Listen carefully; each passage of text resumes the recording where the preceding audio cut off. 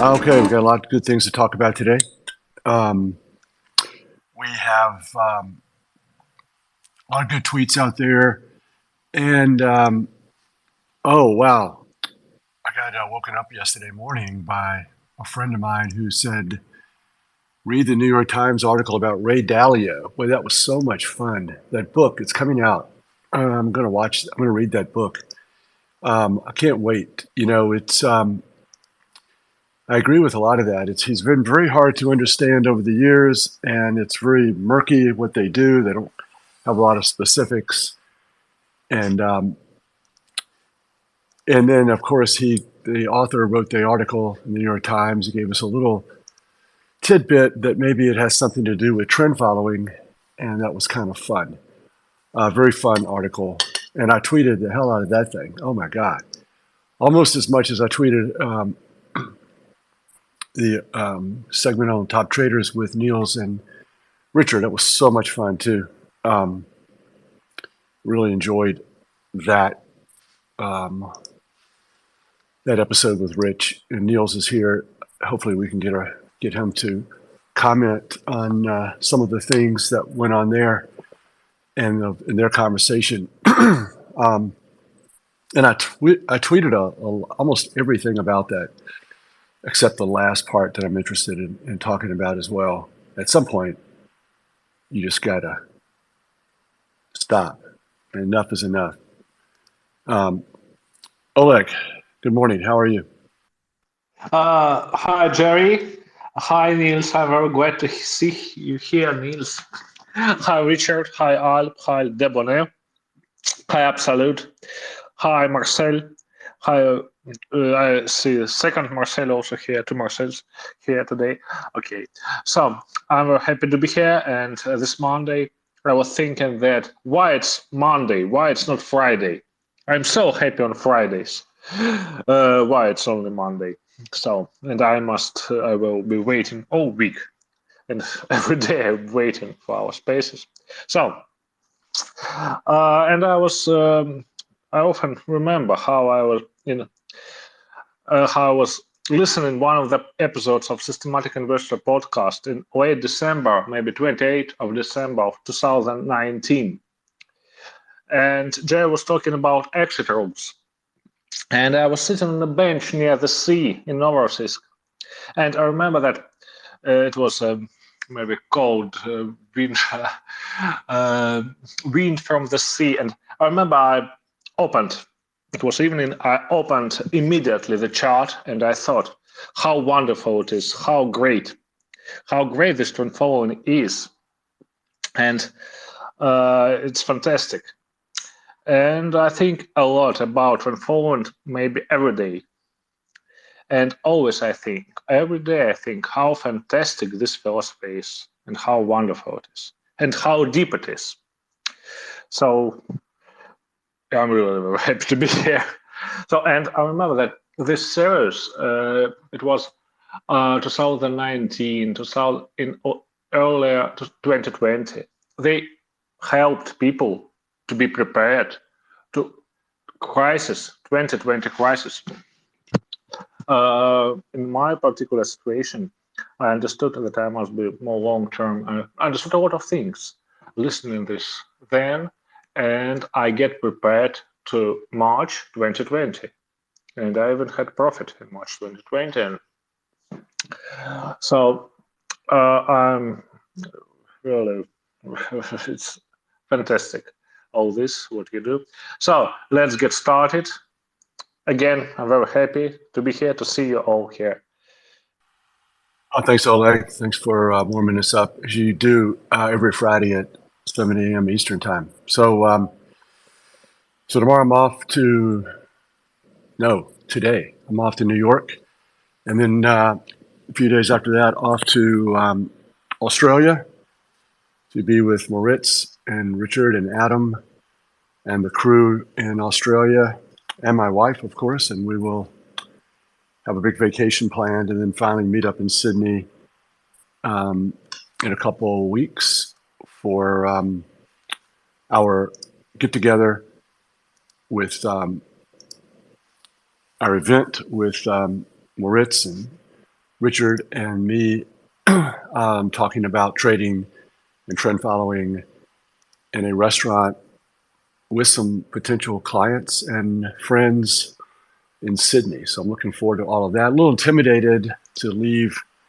I haven't been to Australia in many years. And I guess on the podcast, Niels mentioned something about spiders or dangerous animals. So Lisa is very afraid of spiders. So but I'm undeterred. We're not going to cancel just because of a few crazy animals. Okay, so let's get going. I wanted to, a lot of the, I don't think we have Niels for very long, so I want to get his comments on some of my comments on what I listened to yesterday in the Top Traders Unplugged podcast with Richard. And I don't want to go over a lot of the same old disagreements we had about trading ideas because we've gone over those so many times. But I did want to sort of comment on a few of the things that was talked about as it relates to my criticisms of managed futures. And I think that I'm perfectly fine with discussing this and all the things that I've said. But I just want to give my sort of point of view on this. And that is that I definitely think that there's nothing for, people. If you have billions of dollars under management, then you're just in a different game. So sure, maybe, you want to emphasize the similarities of the of the of the trading systems, and it is sort of an industry, and we're all here to build each other up. But when you're on the outside, and most of your ideas have been rejected, and you have sort of been kicked out of the industry because you trade stocks and you trade, you don't vol manage and correlation manage, and these are just two elements that are just no go for someone like who doesn't do that, like me. I have to go somewhere else, and it's definitely in my best interest to let people know the differences between. It certainly is all about marketing. I chuckled when you mentioned that as well, because of course it's about marketing. I mean, give me a break. How else are we going to let it be known that we have something to offer that's a bit different, and to emphasize these differences and, in our opinion, the pros and cons of the different styles and strategies, and the classic trend following and all that entails, and certainly trading the stocks and the single stocks. That's a big deal. I've had so many meetings over the years, and we've had good performance, and it was really no good reason for people to not allocate money to us. But we just weren't going to move off of our ideas of letting profits run without the risk management piece that Niels talked about yesterday. And we were going to trade single stocks, individual stocks, and now one of our products trades 50% stocks. So this is not cool with managed futures. And so I think that this is what we have to do to get our point across and our name across, and show people that we're different, and continue to compare our performance to the industry, which is 99.9% no stocks, some sort of dynamic position sizing. And when you compare performance at the end of the month to of the CTAs, you're comparing it to people who all do the same thing. So we're not in that group of people who are going to be compared. So I'm very happy that Andrew, I've been happy for Andrew that he was there causing problems for managed futures CTAs, because I think what he's doing is great with the low fees and the replication. Been very consistent on that from day one. Love it. Love him. Love everything about it. I want to come in and disrupt, as unlikely as it may be, that it would even be successful. and that to offer something radically different, although it is trend following and doesn't fit in with managed futures, with the low fees and the fixed fees and the different ways of making that available to people. And I do appreciate Niels for not taking the tact that everyone else takes in managed futures, which is to totally ignore me and people who do things a lot different and who complain and ridicule and make fun of. And so at least it is fun that he engages with my silliness. Do you want to say anything, Niels, or Rich, while Niels is waiting? Do you want to say something? G'day, Jerry. Listen, there's nothing to be scared of in Australia. Just make sure when you're going to the toilet, you lift up that toilet seat and make sure there's not a redback under it. That's the only thing you got to worry about that over here. A few redbacks, maybe a couple of crocodiles, a couple of sharks, that sort of stuff. But I'm sure you're going to be fine, Jerry. Hey Jerry, hey Rich, hey everyone. Great to be here. Thanks for inviting me, Jerry. And yeah, happy to talk to about some of the points you mentioned. So let's dive in.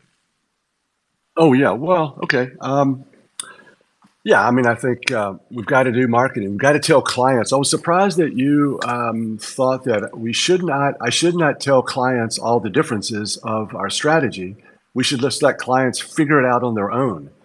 No, I can't do that. We've got to tell them all the different, as you do in all your meetings. You go in and you tell them, "Oh, this is what makes Dunn unique, and this is our track record, and this is how we do things differently." So, yeah, I, mean, Okay. I need to do the same thing, but on in a more intense way. I can't sit back with billions under management.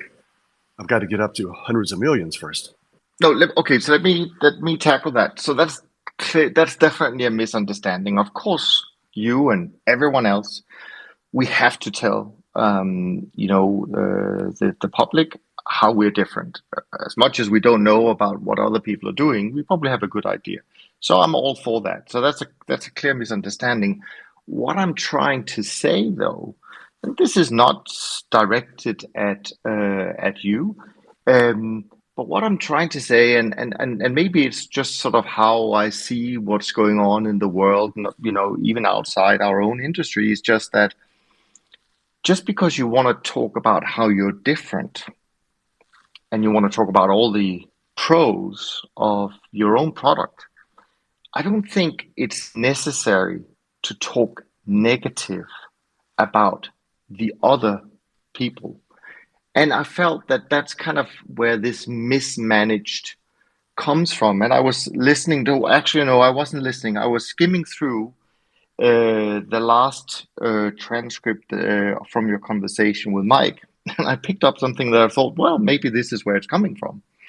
Because you said something about that, and I know you're a big football fan, and may well be also a big fan of Tom Brady. And I heard you, I think I read that you said something about, well, Tom Brady once said, well, you need an enemy in order to really get sort of psyched up and perform at a high level. And I was kind of thinking that maybe this is just your way of expressing it, that having that beam on a part of the industry that, by the way, I don't think you mentioned in the beginning that you feel that you were kicked out of the industry. I certainly don't think you're kicked out of the industry. I think Chesapeake is very much part of the industry and a very important part of the history of the industry, because I don't think there's many other sort of histories than the turtles that are being talked about so much and written about so much. So I just see it differently. I guess I see it, and I guess I want to be more inclusive in some ways, even though I may come across the opposite, of course, from time to time, but. I just think that there should be room enough for us to talk about our differences without necessarily labeling people who do it differently as someone who's mismanaging what they're supposed to do. Because for me, mismanagement has a very negative connotation, almost like you're doing something illegal, something you shouldn't do. And I don't see any of us doing anything like that. And as I've said often, I think the strength of what we do, those of us who adhere to to trend rules is actually that it allows us to implement these rules in slightly different ways. As Rich and I was kind of debating this weekend, there are slight differences, but there are also so many things that are similar. And I know you hate me for saying this, but I still don't see a huge dispersion in the long run in returns. I don't see that one group, let's call it the classic trend followers or the outlier hunters, I don't see them occupying the top 5 spots on the rankings that Rich put together every month. But it doesn't mean that they're not there, right there. So again, I just try to maybe be a little bit more, and perhaps I have to, because I want to speak to all people on the podcast that contributes to our industry. So maybe that's part of it, that I just want to have more of a balance to the conversation. So no, I see you at the heart of the industry, Jerry, and I can only echo what Marty said when from Don when he was on. There's absolutely nothing wrong with doing static position sizing and so on and so forth, and the performance is there to confirm that. But I don't see it being better. So that's kind of my view. I think we're all doing a pretty good job, those who've been around for a long time. That's maybe clarify some of it, Jerry. Oh, well, I don't hate you for saying anything, but I think, everybody has the line to draw, and so if you were debating a manager who didn't trend follow or didn't believe in diversification or didn't believe in doing shorts, oh, that crosses a line for you, I'm sure. Sure. And then so you would, and so I think, when lines don't get crossed in your world, then it's not a big deal. It's just a little bit of difference. And so I think I'm free to draw lines where I want to draw them. And so if you don't trade stocks or you do too much dynamic position sizing, I'm going to draw a line there and say, it's hard for me to be too critical since those are the guys that have the billions under management. And so it's kind of silly. I have to always qualify that they're very successful.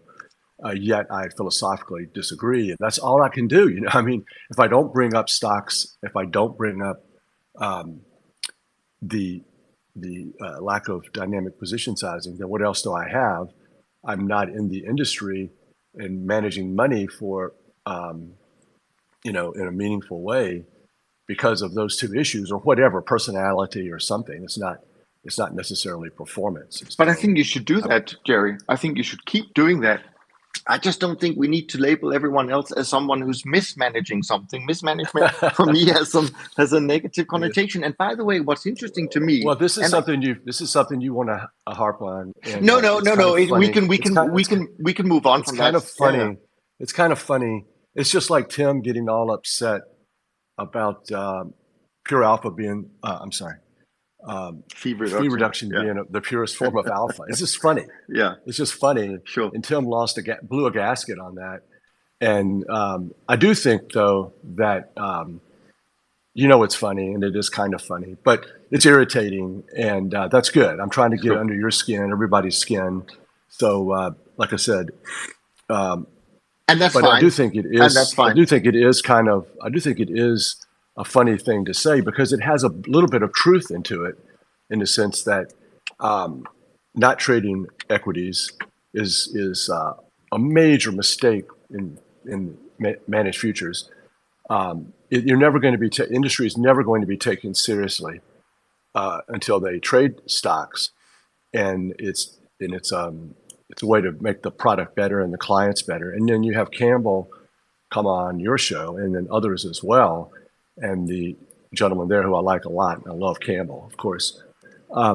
He said that he trades 5,000 stocks, monitors 5,000, something like the number 5,000, not managed futures product. Oh, no. It can't go there. Why? Because it can't go there. We can't put it there. It's not legal. It's not acceptable. And it's just all silliness. And then taking Chesapeake, over many times I've had these meetings and I've said, look, okay, there's 5 people, you talk about comparing returns. There's 5 people who don't dynamic position size. I've mentioned this a million times. There's 5 of them, and none of them have any money. I have more money than any of them, and I don't have very much money under management. Oh, maybe if you want to throw in Mulvaney. Yeah, so he has a bit more than we do. But you're not comparing, none of your lists are comparing classic trend to the managed futures people. So that's kind of a missed idea. So a couple of things on that. So first of all, I think the rankings that we publish in the monthly trend following report and all of that good stuff, I mean, that obviously includes everyone, including Chesapeake and Mulvaney and so on and so forth. So whatever Rich and I, we rank them for, everyone has a fair shot to be part of that. And as I said, for me, it's not a question of being being the best. For me, it's just a question of saying, well, I still don't think that you can say long term that those 5 are better than everyone else. That's the only point I make, actually. But the other thing I think is quite interesting is that you talk about trading single stocks as something that puts you outside of the industry. I think it makes you a pioneer. And I think pioneers are good. And I think that more people than we probably know of, and I think we know of a few, have started to trade single stocks. And certainly some of the people we did in the CTA series talked about them doing single stocks. So I see it as a positive. Again, so I have no. Campbell trades 5,000 single stocks, but not in yeah, but not in Quest, the, but not in the, well, not in the no, managed, but Quest does. not in the Sure, managed sure, futures. sure. And so, Okay, yeah, fair enough. yeah. That's fair enough. That's obviously the way they designate it. But I certainly remember distinctly that Quest said they had started introducing single stocks in their CTA program, and there may be others. And for me, as I said, I think you're a pioneer on this point. So I actually don't see it as a negative. And if you can make it work better than trading futures on equity indices, all power to you. Yeah, and I think, well, I mean, here's just this great big. You'll go to debate. Everybody in managed futures will get into a huge debate because you'll be correct when you're talking to another trader, another strategy. You'll want to get into it as it relates to diversification. We trade all these currencies, all these commodities, interest rates. Maybe not 300 or whatever. Some people trade 500, floor and court. Well, whatever. But no stocks. Why? Well, it's just no answer. And so I think we have gone into meetings before and we've said, okay, you've got 10 or 15 CTAs in your fund here. Chesapeake's the only one who's going to trade single stocks, and they're the only one who is not going to dynamically position size. No. What? Wait a second. We got a 40-year. Well, I've been around for coming up on 40 years this December, and we've made money. We've got a good track record, and we're going to add difference. And here's this 66-year-old pioneer, 40 years in the business. I'm a pioneer with not a lot of money under management. I think I would rather not be a pioneer. But yeah, so we've definitely, and it doesn't fit into regulatory. It doesn't fit into a managed account that we have. And so my point is, you're just giving me a great business opportunity. I'm telling the clients, you get the trend following, you get the 300 markets, you don't get a watered down fund like AHL or these other guys who come in with probably not done, but some of the other people, they're not shy that, well, if it's in a fixed fee product, it's going to be the watered down version. And Chesapeake only has one version, and and it's just a great business opportunity. I was like, I should stop complaining and be thankful that we have all of these. We're making the portfolio, we're making the trend following experience, the CTA experience, so much better than managed futures will allow it to be. And I think it's just all silly. And I don't know if I'll live long enough to make a big deal out of this and see it be hugely successful. But my guess is that the industry, you want to help the industry Well, I don't care a bit about helping them by being quiet about all the issues that it has in a respectful way. But I care more about calling it out and saying, look, you're not giving clients all that they want and deserve. You're not trading stocks. You're not trading as many markets as possible. We're going to do that. We're not going to have a watered down product. And yeah, full speed ahead. And that's what exactly, and that's what I love about you and what Chesapeake is doing. You focus on one, a little bit like Don, right? We focus on one thing and we think we're good at it, and you think you're good at it, and you've proven that for 40 years. And so I'm all for that. Actually, that's exactly one of my concerns that I have with the replicators and maybe some of these new ETFs, that they're not giving clients the full product. So if there's any one ETF out there that people should buy to get exposure to trend following, it's yours. And I'm very pleased to see that it's already tripled in size since you launched it. And why couldn't that be a billion-dollar product in a couple of years? I think it could. And actually, when I'm asked, which you often are, as you probably know, when you go into meetings and people say, well, if I want to allocate to trend following, who should I pick? What should I pick?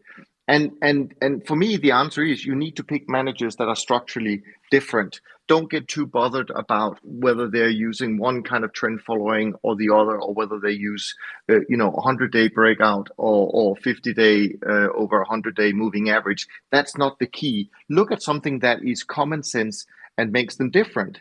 And those differences will include definitely people who use dynamic position sizing versus people who don't do it. You should blend them. People who trade 60 markets versus people who trade 300 markets. You should blend them. People who trade developed markets, people who trade alternative markets. You should blend them. I think it's actually not so difficult to put together a group of managers that are structurally different, and they will just behave differently. But again, I can't sit there and say which one is better because I don't know. I can look at historical returns and it gives you an idea, but no one can predict the future anyways. So why not just pick someone that you think are experienced, runs a good shop, has been around for a long time, has experience which you cannot backtest in any way, shape, or form, and are just different from each other. I think that's a good way of doing it. And in a sense, you could say you fill out one of those buckets, and there aren't that many people competing with you in that bucket. And that's what I would focus on in promoting Chesapeake. Yeah, it's only theoretical because we don't have any interest from these sources that the industry is, gets its billions and billions of dollars from. So we have to go. But let me answer the first questions. One of the first questions you asked me was on the podcast the last time I was on, I think, was why did you do this ETF? And my response was I had no choice. What else could I do? I have to go somewhere. There are people in more the retail space, the non-accredited, that may like trend following and want to allocate thousands of dollars, not millions and millions.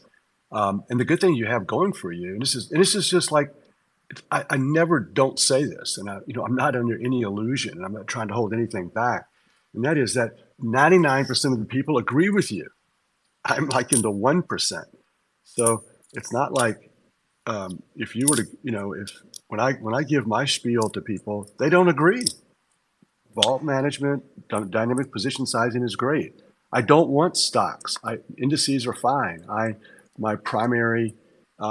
This is another thing that bothers me too. Is there's just like no, no kind of like no one in managed futures is sort of saying, hey, our product with the stock indices and all the other markets over time, you should try to trend follow these indices or these stocks, but it's no 60-40.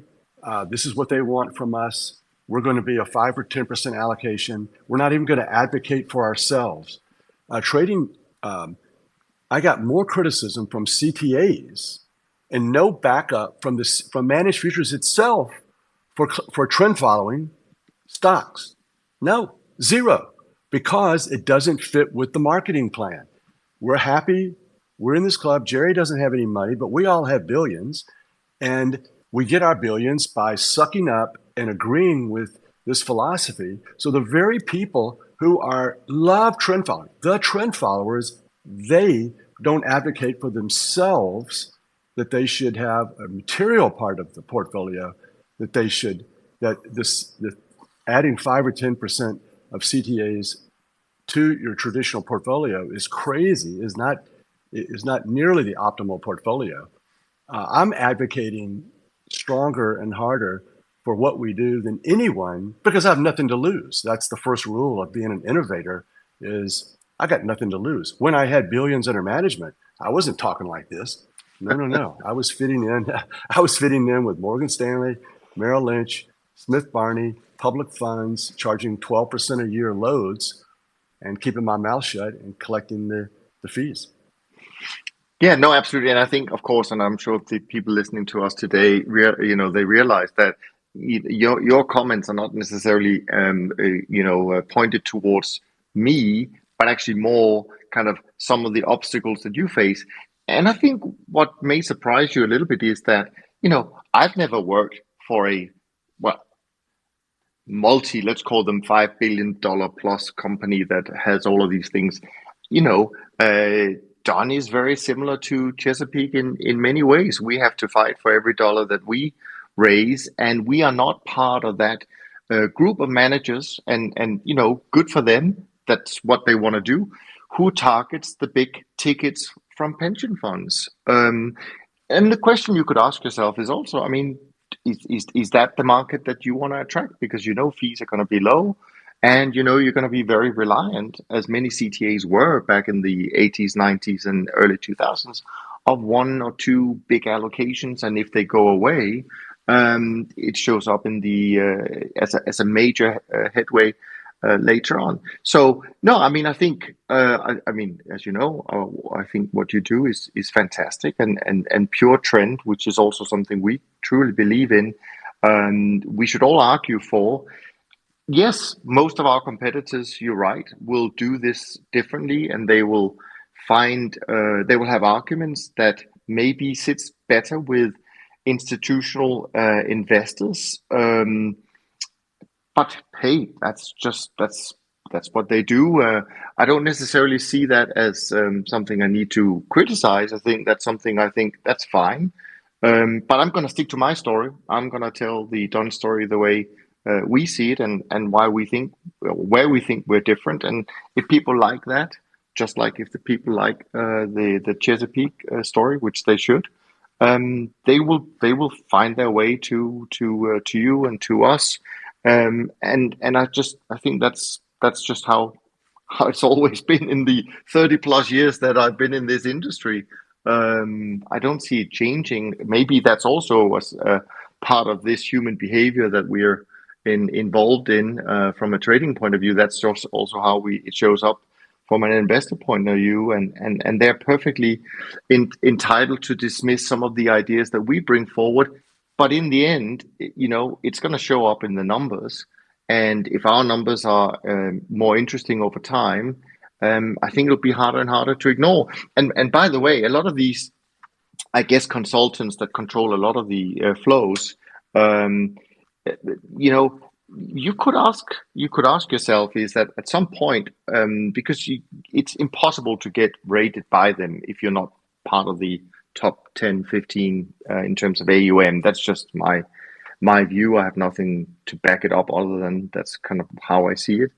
And at some point, you could ask yourself, well, how can they justify that, and not looking at firms like Chesapeake and Dunn, if performance shows up as being different enough to warrant a closer look, or better, good enough to warrant a closer look. So I think we just need to keep doing what we do, and keep talking about the things that makes us different. And you have very clearly defined your differences, and I think they're fantastic. I think your ETF will do really well, because it is one of the few pure and fully diversified, if not the only one, people can buy. So if they want trend and they want ETF, there's really only one product they can buy. Yeah, thanks. Oh, I think that I ran back to I got coffee. I ran back to my office. I had to write this stuff down. Um, so I think you said criticism. I think that we may disagree a bit on like I think that vigorous. I get excited and emotional. So I mean, I think that I get intense. And I think debating you and people on spaces and because not everyone here agrees with everything. Well, we have great debates. I've been on a lot of podcasts with you, and we've had great debates. And so um, I do think that I I get really intense when it comes to debating these issues. I wouldn't say it's criticism necessarily.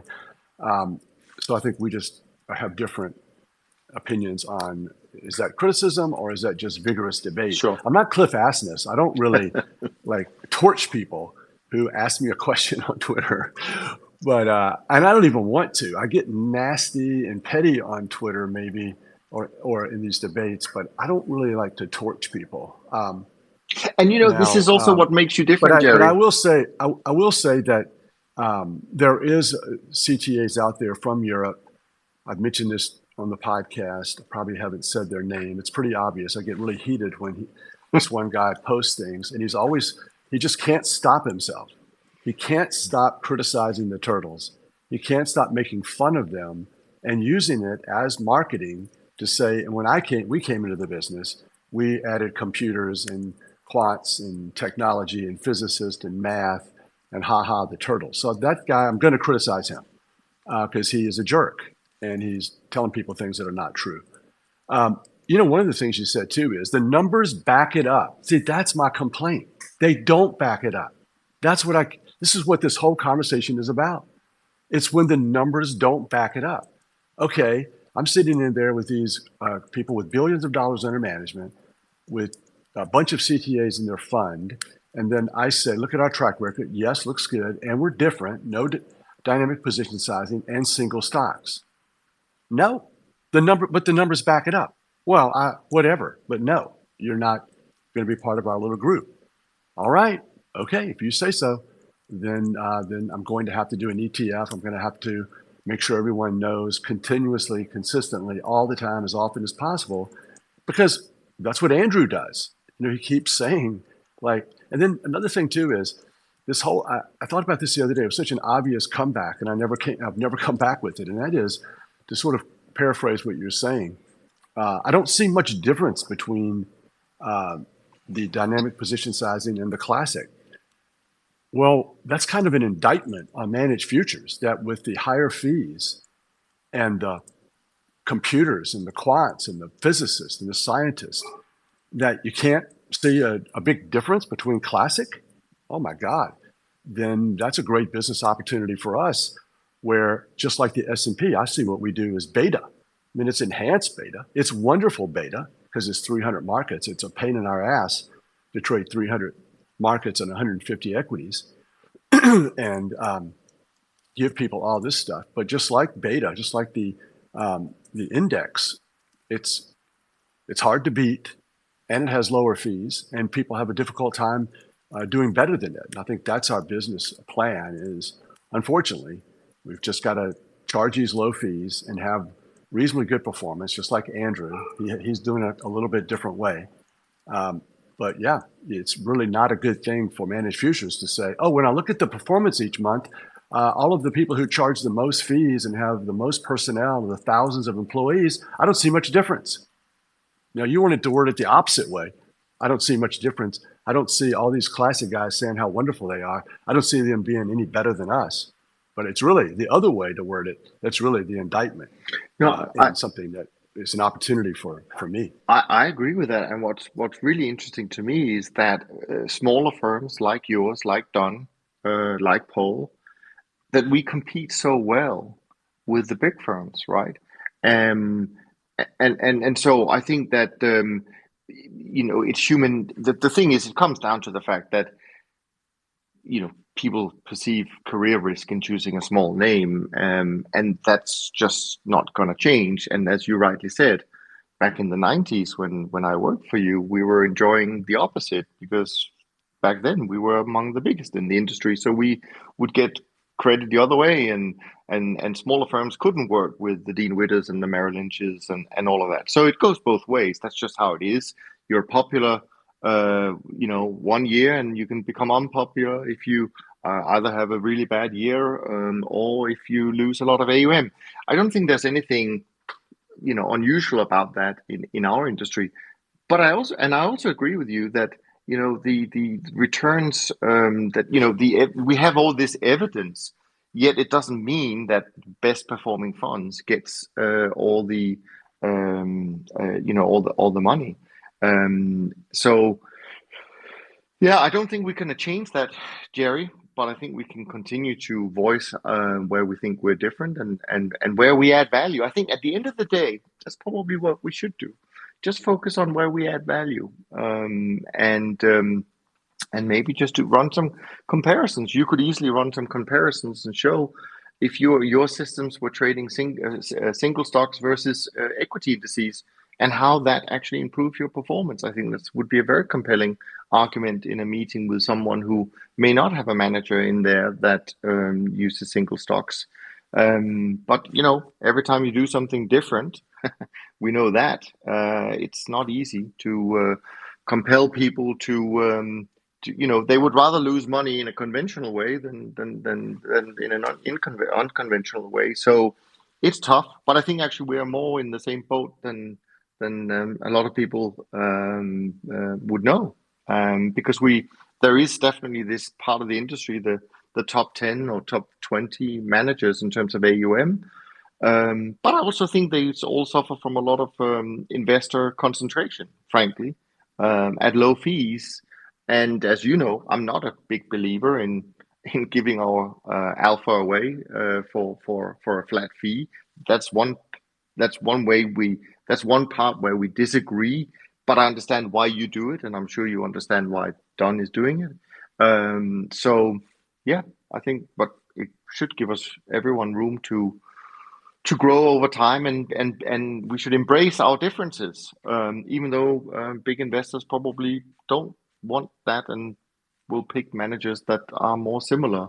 I just don't think we can change that other than keep telling the story and keep putting the numbers on the board, and show them the evidence. But sometimes facts are not enough. Otherwise, there would have been a lot more money in trend following, because, of course, as John Lindner wrote back in 1983, if you combine non-correlated return streams with stocks and bonds, you get more upside and lower downside, and that hasn't changed. Yet most people don't use trend following or manage future strategies. So clearly, we are up against some pretty strong forces. But Rich is very quiet, I noted today. So maybe you want to come in here, Rich, because we were part of the same conversation last week.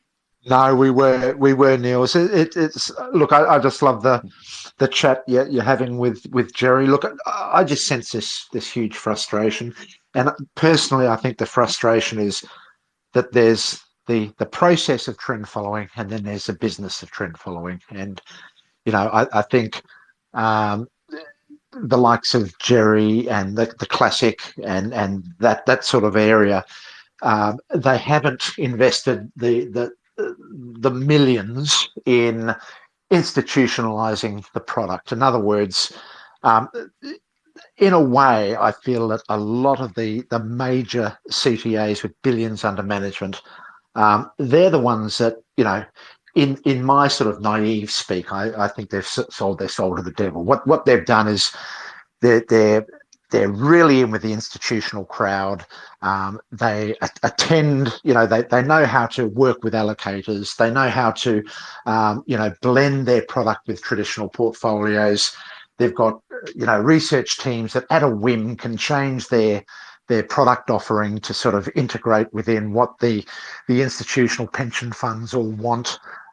So this to me is where the craft of trend following is lost, and the business of trend following commences. And my frustration is that, as we've all discussed, we're not seeing this massive dispersion between all of these models, which supposedly are very advanced, using a lot of quant research, all of this sort of thing versus the techniques that have been learnt through the Turtles process and the classic trend following process. So we can't see necessarily the massive dispersion there that warrants that level of business investment in those large billion-dollar CTAs. So where they've got this edge is obviously in the marketing and in the business of trend following, which is something that we just can't compete with at the level that they're dealing with. So it's a bit like looking at fantastic artists, seeing these magnificent artists that just don't get recognised, and yet it's the marketing and the media appeal of the artists that do get recognised, and how they've sort of the business of marketing. That's the things that are lost, and I personally feel that that's where the trend following process is compromised in that marketing, in the fact that they're willing to adapt, change, alter their strategies to meet the needs of institutional clients. This is why I think that Jerry's on the right path with his ETF, because I think there is going to be much more appetite in the retail community that haven't been sort of predated on by the institutional side of the industry. I think that there is big appetite for Jerry's product within the ETF space, and I'd love to see that get up to a real healthy AUM, which I'm sure it's going to do. So I think it was a very wise marketing move of Jerry to go into the ETF land. But the ability of these small powerhouse funds, like we've talked about tonight, to sort of get into that institutional world, I think it's a battle you can't win, to tell you the honest truth. I don't think the industry is going to change. I think actually that's a great point, Rich. I actually think that's a great point, because what you're saying is essentially that these firms are being rewarded for the investments, financial commitments that they have made to build infrastructure and so on and so forth. And I think that's a good way of looking at it. That's probably fine. And I also think we have to be, completely frank here and say, if we were sitting at a consulting firm and we had to recommend a manager, we could recommend a manager with 8 people, or with 80, or with 100 million under management, or someone with 2 billion.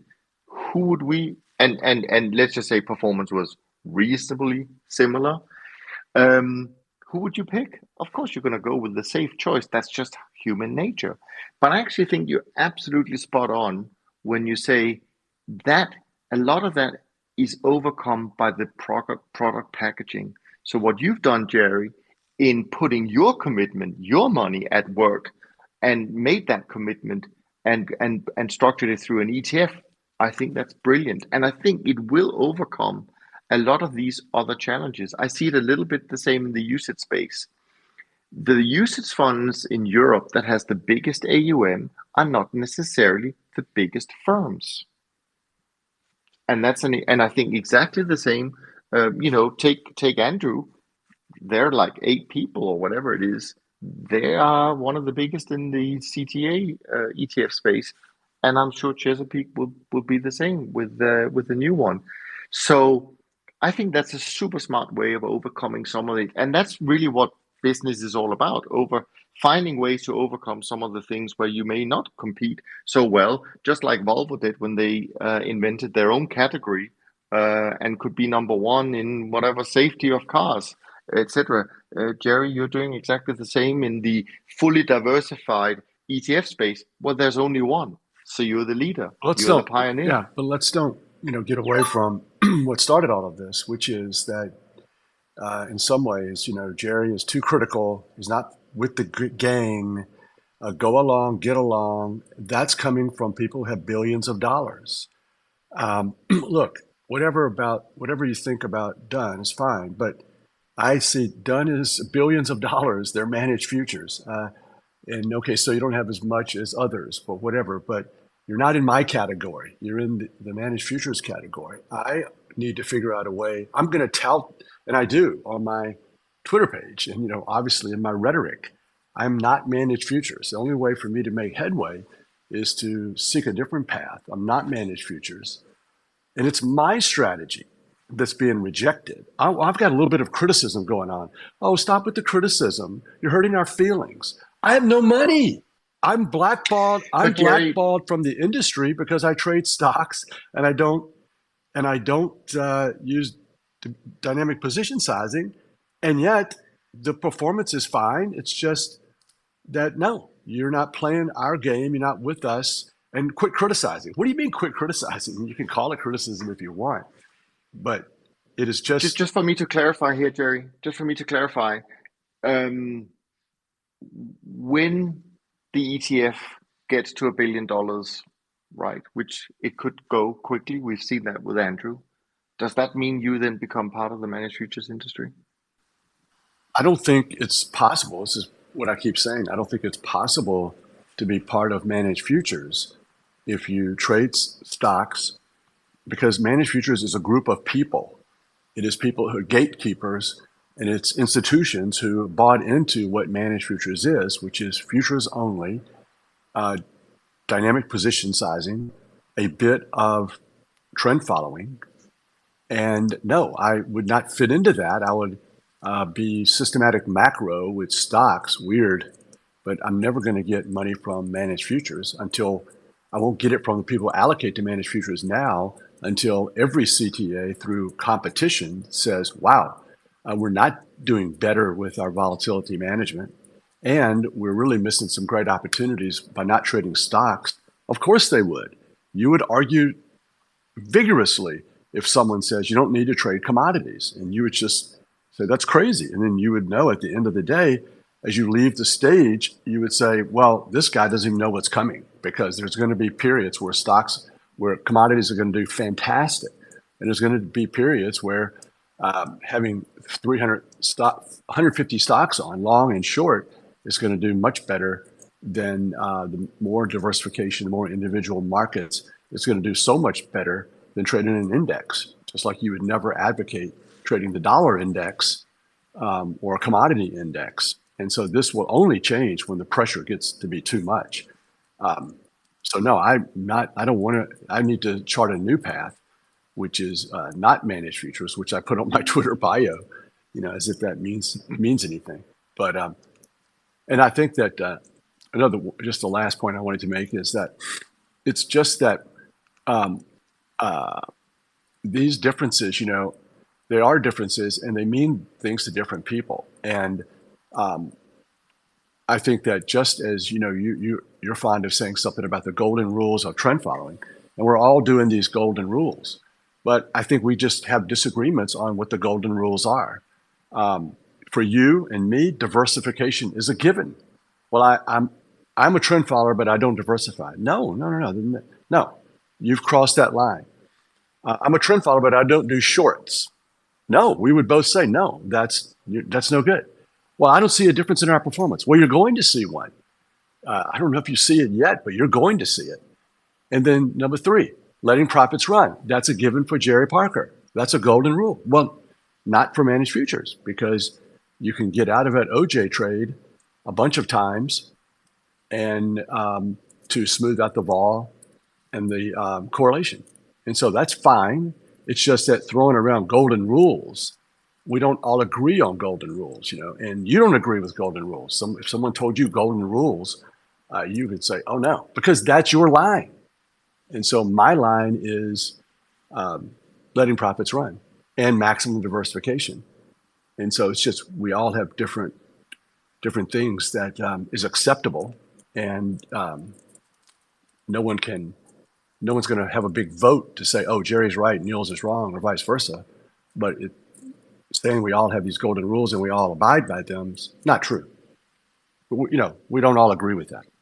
No, absolutely. We certainly have different. There will be different interpretation of the golden rules. I agree with that. So completely agree. Unfortunately, I have to scoot. I've got a few other recordings I have to do, but I really appreciate this, Jerry. I appreciate you, and of course, I'll leave it with Rich to defend the latest move in OJ after he and I actually talked about whether it was being cornered, and I see the markets have changed direction in the last week since we made that comment. So maybe, Rich, you have to talk a little bit more about OJ. They were listening to us, Niels. That was the problem.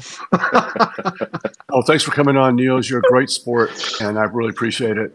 It's really fun to talk to you as always, and let's do it again. Yeah, Have a good day, and absolutely. we'll keep going with more of the other things that we can talk about on our agenda. Absolutely. Take care, everyone. All the Yep. best. Safe travels, Thanks. Jerry. See you, Niels. Bye. Take care. Bye. Dalio article or other ideas out there. I thought that was really interesting that the author of the article said something about following the trends for Dalio. I'm just wondering, when you have hundreds of billions under management, how do you not follow the trends? I really do think, that a lot of this crap that people do in their business, the marketing and the strategy, it is marketing. It is to preserve the incentive fee and the fees and to give clients the illusion of something that's going to keep assets under management higher and keep the fees higher and suck up to these people. And it's a mistake on my part for not being better at that. And I definitely think that that's true of managed futures. It's true of Bridgewater, and they're probably the best in the world at pretending to do something, and then but really probably a lot of trend involved. And then towards the end of the article, the article goes on to sort of talk about the inside information that he was getting. He would buddy up to these wealthy countries or Middle Eastern countries and then try to get information as to what's going on with oil or something. And I thought that was all pretty humorous. I've had friends work there and they're super duper secretive. And I just was always very suspicious. Anyways, does anybody want to comment on that? I must admit, I'm always suspicious about there's a lot of investors out there who work a lot in the world of insider trading. And that's one of the things I love about our trend following process. I believe it's one of the most ethical trading or investing styles, simply because of its process of following price. When you look at some of the most successful investors in the world, a lot of them have been working on substantial sort of inside trading that is just not accessible by the general public. So, yeah, I think a lot of the hedge funds are focused on that form of extracting an edge. Yeah. Hi, Jerry. Hi, Richard. Hi, everybody. Yeah, interesting conversation the first hour. One thought that occurred to me as I was listening was like even Bridgewater with 100 billion and big firms with big AUMs with big research teams. Having a big firm and a big team of 100 researchers doesn't necessarily mean that you will employ proportionally more complex methods and trading strategies into your portfolios. The difference between small teams, small funds, and big teams and big funds is that the small teams have to disclose more because there's an uncertainty about them. There's a small team, so we don't know whether they've researched everything, whether they've done the work. So, so if you're a small team and a small fund or a small person and you want to attract capital, you basically have no option than to open almost all of your cards. And if it just so happens that your strategies are simple, then you basically have no options but saying, yes, I've explored different things, even complex things and simple things, and I've just concluded that this very simple thing is the best, and this is what I'm doing, and this is everything that I'm doing, and then there's nothing more beyond that. And once you do that, then and then compare that to the big firm with 100 billion and 100 researchers. Let's say both firms came to the same conclusion. What is the upside of the big firm with 100 billion and 100 researchers to disclose fully that they have come to the same conclusion as the small firm? There's no upside to them. So purely from a game theoretical perspective, a big firm has to be secretive. And it has to imply that there may or may not be more than doing a simple thing, but we're not going to tell. And we're not going to tell because we're paying all these researchers, we're paying all these people, we have this business. in which we put into danger by saying, oh, by the way, we have done all this research with our 100 researchers for 10 years, and we have concluded the exact same thing as Jerry Parker, who can give you the exact same thing for cheaper, for less, and with just 8 employees. So just because you have a lot of researchers doesn't mean that you're trading something that proportionally more complex than somebody who's doing something simpler. However, you have to remain secretive. Even if your conclusion has been that, listen, guys, from robustness perspective, from whatever perspective, yes, we did the research, we did all the work, and this is our advantage. We had the ability to do all the alternatives and all the works to come to this same conclusion, which apparently we didn't need to have 100 people to do it. But if we come to this same conclusion, we have to remain secretive about it. We can't just go, hey, by the way, our 10 years of research and 100 people researching came to this conclusion, and this is what it is. So go on, everybody do that. Why should they do that? They spent the money, they paid the rent, they paid salaries and bonuses to 100 people. Why should they say what the conclusion of that research is? The secrecy has to remain.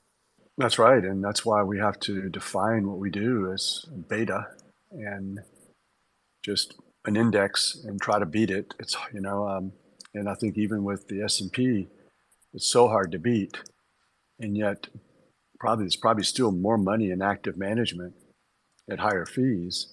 So this is what I see as the roadmap to trend following in CTA land is just going after the same idea that give the people everything that they could possibly want, tilt it in your favor to where there's no way that you could likely beat what we do over time. You got to charge the low fees.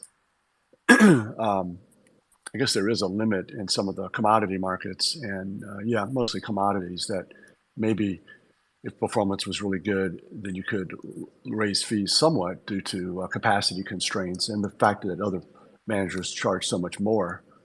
But yeah, I think that one of the funny things about about Bridgewater in that article was that they had people who were supposedly assigned to investment analysis or research or on the investment team who were not really doing anything. And then once they had a big meeting with everyone to talk about what's next, they went into a few people went into another room and just made the decisions. So it was all window dressing. So it wasn't so much, they were really good at not saying exactly what they were doing because they weren't doing anything. I think some of these people, they actually do stuff. They actually have these people, physicists and scientists. They call themselves scientists and physicists and quants and maths and things. And then they actually have these people. They actually do stuff. But it doesn't really matter. Niels had the guy on the CTA series. Niels had the guy from CFM on there. Look it up. I tweeted it and I quoted it. It was my pinned tweet for a long time. And they're one of the most capable firms going and kind of likable firms. They are super smart, lots of professionals, lots of AUM, and but they're kind of like trend following. They're trend following forward. They write a lot of paid-for articles in the Financial Times or something. But it's always promoting trend following. And he said on this podcast with Niels that 90% or whatever percent of performance that came from CTAs was all due to trend following. So, but once again, they're all complicit in this. You go to the people who allocate to, there's no argument that they will accept to buy an ETF or a mutual fund at a fixed fee that has a historical track record that's as good or better than what they're paying higher fees and incentive fee for. They just won't do it. So it's just like not trying to convince managed futures that it's mismanaged because it doesn't give clients all the great stuff that they deserve. It's the clients, they don't want it either. They agree 100%. They agree with the CTAs. Hi guys, I just wanted to say very interesting conversation, and I wanted to say that going one step forward, there is obfuscation. I mean, in that article, there was some interesting stuff said about how come that Bridgewater has so much assets under management and no one can see their trades on the market? And so they took a lot of effort to obfuscate what in the end was the same as buying an ETF or having a standard position, but with other instruments, I guess with swaps against banks, etc. So that's another kind of obfuscation. And I think that the final way to obfuscate things is private equity. This week I read about that real estate investment trust of Blackstone or BlackRock that is being people cannot go out of it, and it was really a complex thing from the marketing point of view. But in the end, now if you want to get out, you got to go to the secondary market for a 40% discount. But if you do something like a private equity, you can obfuscate everything. You can obfuscate your NAV, your NAV. You can obfuscate the trades you do, etc. And maybe you're doing something like the IYR is doing. So I guess there is a lot of interest on trying to be complex, sound complex. I remember the guys at Long-Term Capital Management used to, to break the repo operations between many banks, so nobody could see what they do and nobody could understand what their really position was. And the position in the end was much simpler than it sounded.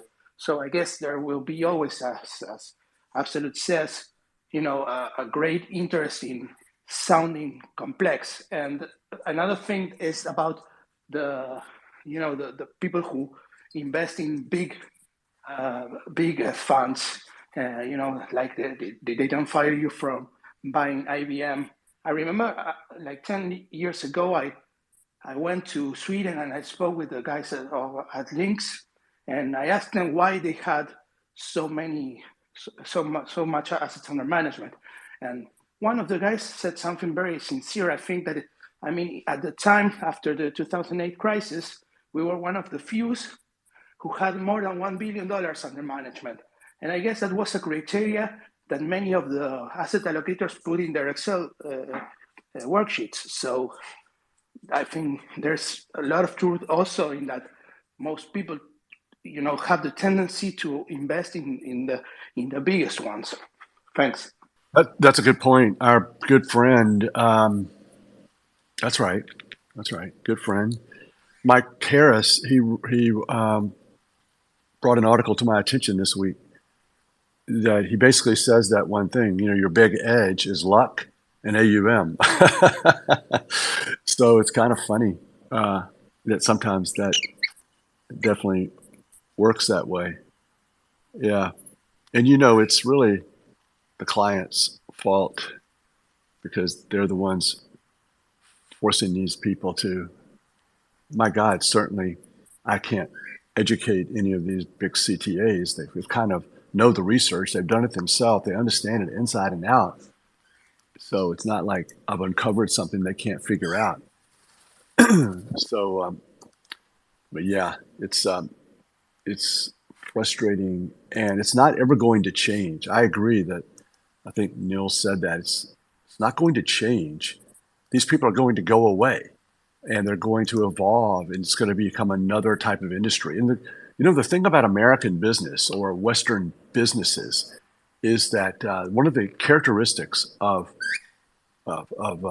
increased standard of livings in our market economies is that things get better for the client all the time, and they get cheaper. And it's just, you can stand in the way, and you should stand in the way as long as you can to stop this from happening to your business as long as you can. But then you have to know that there is a point where you need to evolve and change. And like one of the things that's absolutely, going to evolve, right, is that they're going to have to do stocks. They're going to have to do an ETF. They're going to be forced into it. They're businessmen. AHL with their 20 market ETF, 20 markets. How insulting is that? Like, okay, we're like the biggest CTA firm in the world. We trade hundreds of markets. We'll give you an ETF with 20 markets and a moving average crossover. I mean, man, I mean, this is because there's money there, and let's shut this stuff down. Let's get in there. We're AHL. We'll raise hundreds of billions in this ETF. Get rid of this crap. Get rid of Jerry. Get rid of Andrew. And this is what they're going to do. This is their attempt. Now, this is grown men who with way more success than almost any, including way more than me, and a lot of smarts. But it's silly, and you're going to fall for You it. need a Yeah. holiday, Jerry. You need to come down to Australia and chill out on the beach. I know. I wanted to move on to some of the stuff that you guys talked about on the. I didn't want to get into it with Niels because he and I won't ever agree. It's not going to agree with you. It's not going to agree with me. But I thought I made an amazing point, Rich. I really did. I mean, I want you to give me some props on this. You let Niels suck you in because he's very good at using the wrong word. And it sounds like the right word, but he uses the wrong word, and thus he comes across as, okay, that's a good point you got there. No, he doesn't have a good point. Doesn't have a good point at all. And So hit me with it, Jerry. What was it he said? Treating markets equal. Rich, you're not treating the markets equal. You treat them equal at entry, but then as the vol increases to 10x from entry, you're not treating it equal. You said equal, Rich. Oh, I searched the transcript. You never said the word equal on that podcast. Maybe you did on another one, but it's not equal. Sounds close, but it's wrong, and it is same. It's not really even the same. We don't treat the markets. We kind of want to treat them the same, but here's the key: same rules. We use the same rules, and just like with our children, we raise them. Here is the rules. We want equality of the rules but we don't guarantee equality of the outcome. And the same with trading. We have rules. We treat all the markets the same with these rules by using the same rules. But look, by definition, we're hunting outliers. 10% of these markets are going to be hugely profitable.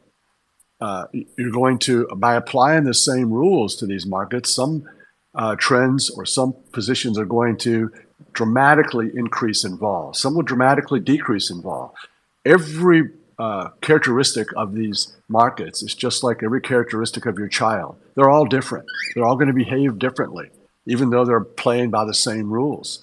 And so it has nothing to do with treating the markets equal. We don't want to treat the markets equal. They do. They want to. A big outlier that is increased in volatility is kind of a problematic issue. They have to get rid of some of that. But in applying our rules, the same rules to all markets, we are not compelled to demand or even want and require and prefer equal volatility, equal profits. It's all going to be different. So nice try, but I'm here backing you up, Rich. No, I'm having a good laugh, Jerry. And no, that's a good point. I should have said same rules, but in a way, I was meaning treating all markets equally at entry because, as we all know, an outlier is a statement you can only deal with in hindsight. So, at the time of entry, you never know whether you're going to be on the outlier. So, you've got to trade all markets the same way, the same rules as you're saying, which is what we're saying. But yes.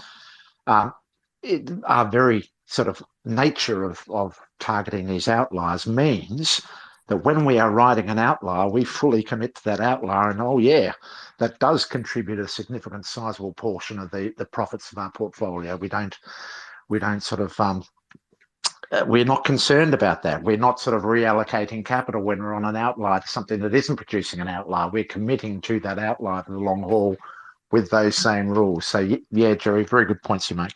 That reminds me of another podcast I listened to, and I tweeted Eric Crittenden said something similar. He said reallocating from he said that volatility and correlation is a signal of trending markets, and deallocating from those is allocating money to markets that are not trending, whatever, blah, blah, blah. It's all about using your trade level calculation includes closed trade equity and protecting that so you can have the ability to let those profits really run and absorb that volatility in those open profits because you haven't absorbed that new AUM that's fluctuating wildly into your trade level and into the sizing of your positions. So, it's just a superior algorithm and a misapplication of risk metrics in that particular situation. Sharp and even drawdown and open trades don't really have any materiality to risk of ruin or risk of hitting a drawdown that you're trying not to hit. Oh, and Jerry, look, this little discussion I'm having with Niels, it's not over yet. It's turning into a bit of a mini series. This one, so we've had two. We're going to have more. So yeah, we'll win this war. Don't you worry about that. Yeah, I know. One thing that he said I thought was very interesting. The 50-minute mark. I missed supper last night because I just couldn't tear myself away. I had a deadline. I had this morning. I had to have it all squared away. I wanted to be prepared. It was so much juicy stuff. One of the things he said, though, that was pretty interesting, and you guys didn't really get into it, but it's kind of an interesting topic. I hear this a lot. Niels wasn't really trying to make the point I'm going to take off on. He just mentioned these two words, trend strength. And he was trying to say that we use trend strength and in his dynamic position sizing, yes, yes, he's using this trend strength signal. Yes, trend strength, and he mentioned something like hundreds of maybe entries or something like that. And you may use 4, you may use 6, we may use 100. I was like, whoa, I'm impressed by 100. Okay, but then he said it's almost the same as multiple systems. I'm paraphrasing, but he was sort of saying that trend strength is the same as you may not call it trend strength, Rich, but in your multiple entries, your multiple systems, it's the same thing. And I was thinking, well, I hear people talk like this a lot because it's this relative strength and let's get out of some positions and let's get into positions. Oh, yeah. And people will say to me, do you have a relative strength way of looking at the markets? And I'll say to them, no, I don't have a relative strength. I'm not going to try to increase or decrease positions based upon the strength of a market in some contemporaneous measurement tool. It may look like I do. System 1 gets in first at a certain breakout, then System 2 gets in at a higher breakout.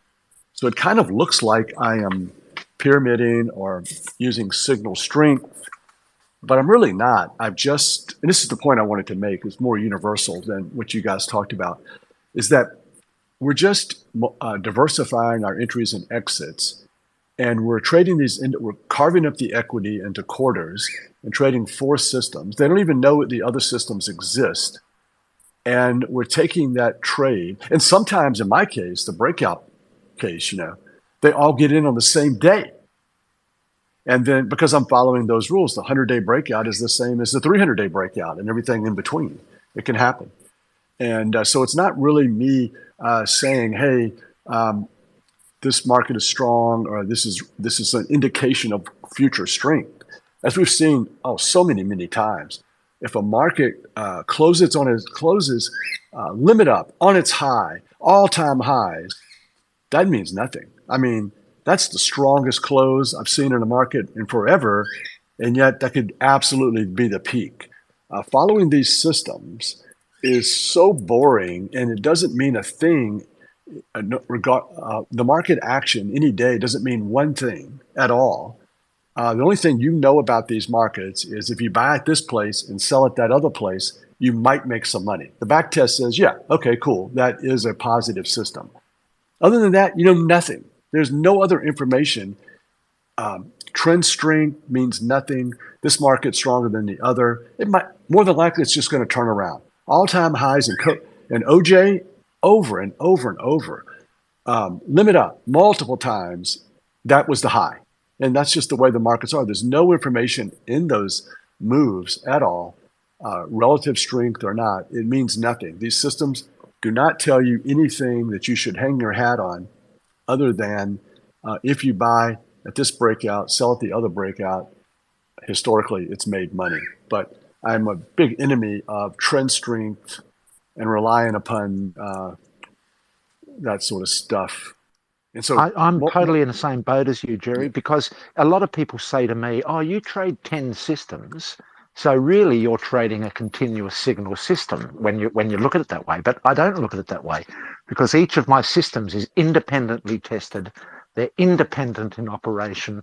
It's not part of a continuous signaling process. So it's no way a continuous signaling process. Yet a lot of debaters with me will say, well, because you break up your trend following models into 10 different trend following models, that is a form of continuous signal. It's not.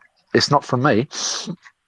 I like this topic, very good topic, because really it's very important to understand that we have independent models, I mean system diversification, different exit and different enters, but it's based on the same rules and there are no pyramiding or something like that.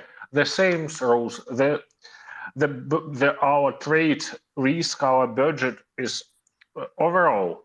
So if we risk 1% for all trades, we risk 1% for all the systems, for example. Maybe my English is out of perfect in this moment. But I mean that we do our different models. We trade our different models, but all of them are based on the same rules. And I also agree that there is no such thing as a strength because it only looks better, but in fact we are predicting the future when we say that, for example, the orange juice is stronger than Brent. We don't know that.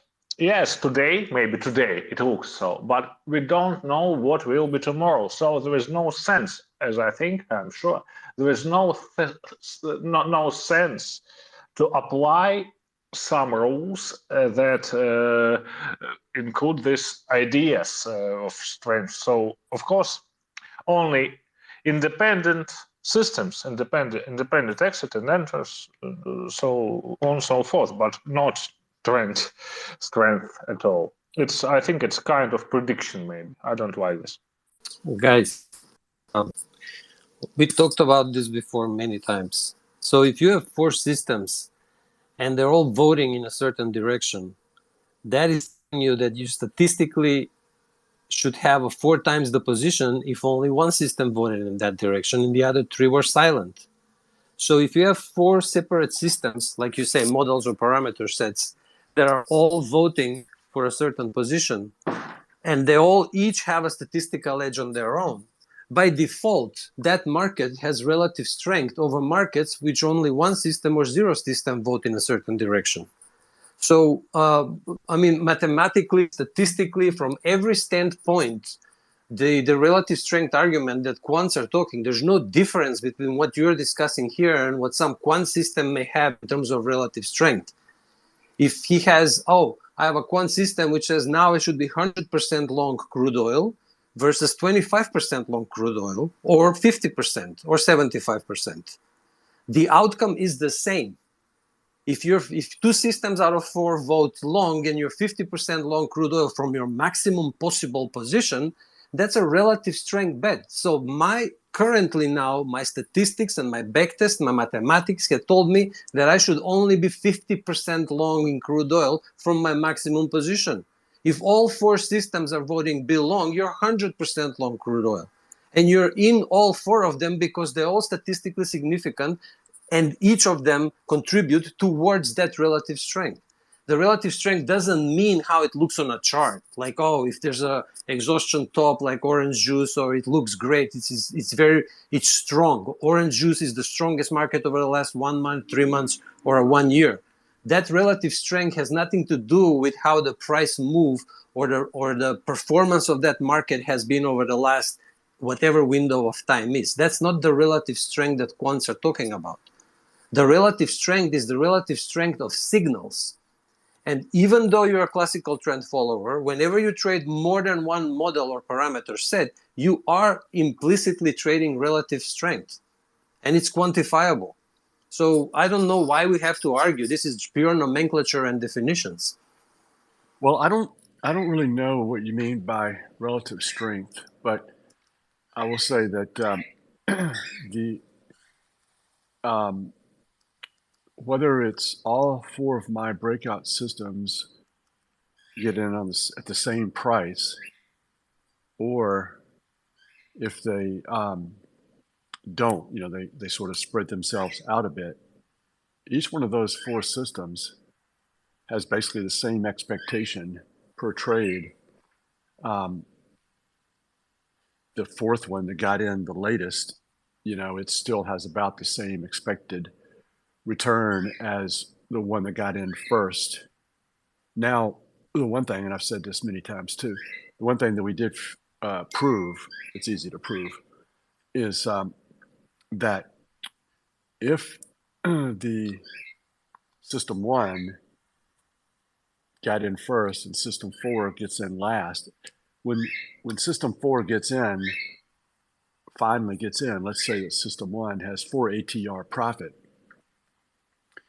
built into the trade because it got in earlier, then that particular trade now has the expectation of the system plus the 4 ATRs. So I'm not sure. You'd have to use more simple language to tell me. Yeah, I don't see it like that at all. What Absolute was saying, because let's say I borrowed one system from Jerry, one system from Dunn Capital, one system from here, one system from there. Each of those systems are configured differently. They've got a different entry, they've got a different ATR, they've got different stops, they've got different exit mechanisms, different trails. When I'm talking about continuous signaling, I'm talking about one system that progressively allocates more and more position size as the signal gets better. That's what I'm calling continuous signal strength, or what we're sort of talking about. When I'm talking about drawing on different systems as an ensemble with totally different characteristics, uniquely configured for different aspects of trend, I'm not considering that in the same bucket as continuous signaling. Why aren't you considering it in the same bucket? Because it's not allocating progressively in incremental steps a different position size for the same system. It's singular betting on 4 or 5 or 10 different uniquely defined systems that are capturing different aspects of trend. It's not capturing the same trend and allocating more and more position size to it based on the strength of the quality of that trend signal. It's actually capturing 10 different possible trajectories of trend. But this is specifically because your definition of trend signal strength is just very narrow, and it's just purely on the performance of that particular market. So if the market is performing and shooting it out of the park, if you only progressively add to an improving price movement that goes in one direction, that's progressive and continuous, and anything else is not. What I'm saying is, what quality of a market, of a certain price pattern is, doesn't necessarily have to mean a straight line going up and going parabolically up vertically. That doesn't mean that that's the best line, and that only a system that can progressively increase to such a progressively increasing price is a continuous adjustment system. Continuous adjustment system you're can not adjust to find, different patterns, to different paths. Yeah, but you're not going to find that if you've got 10 different trend following models and 2 of them are going short when 8 of them are going long, which happens in mine, you're not going to find that in a continuous signaling system where Yes, you it's all will. committed to the Yes, you same will. direction. Plenty of quants trade that. They have 10 factors. 8 of them are voting long, 2 of them are voting short, and the net position is 6. Yes, this is progressive and continuous in quantitative trading universe. It's discrete for a start. It's not continuous. It's discrete. There's only 10 options here. Yours is discrete too, and this is discrete too.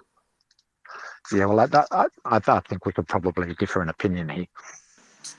Hey Jerry, hey Richard, hi guys. It's a very interesting conversation. The signal strength is, for me, it's way of harvesting an outlier. So in the game of trend following, you're gonna harvest those outliers.